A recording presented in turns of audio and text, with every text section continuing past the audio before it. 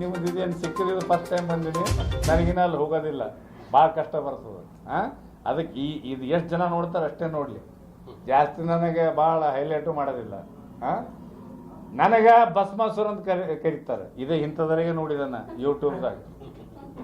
ಈಗ ನಾನು ಏನು ಕೇಳ್ತೀನಿ, ಇದೇ ಮಾಧ್ಯಮ ಮುಖಾಂತರ ಸಂಘದ ದುಡ್ಡು ವಸೂಲು ಮಾಡ್ಬೇಕಾದ್ರೆ ಯಾರು ಭಸ್ಮಾಸುರ ಆಯ್ತಾರೆ ಹೇಳಿ ಸರ್? ಸಂಘದ ದುಡ್ಡು ಯಾರ್ದು? ನಮ್ಮ ಅಪ್ಪಂದ ಏನು ನಮ್ಮ ಮುತ್ತಂದು?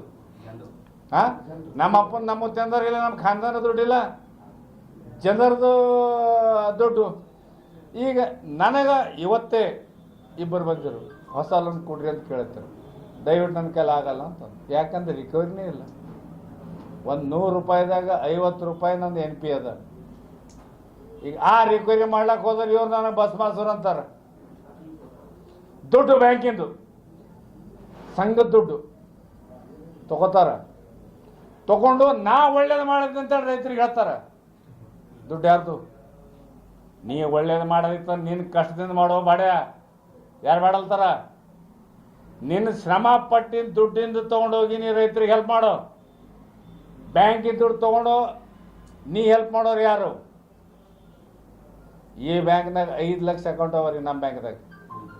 ಬ್ಯಾಂಕಿಗೆ ಏನಾರ ಆದ್ರೆ ಇವ್ರೇನಂತಾರ ಹೇಳೋದು, ನಾವು ಬ್ಯಾಂಕಿನ ದುಡ್ಡು ತೊಗೊಂಡು ರೈತರಿಗೆ ಹೆಲ್ಪ್ ಮಾಡಿದೆವು.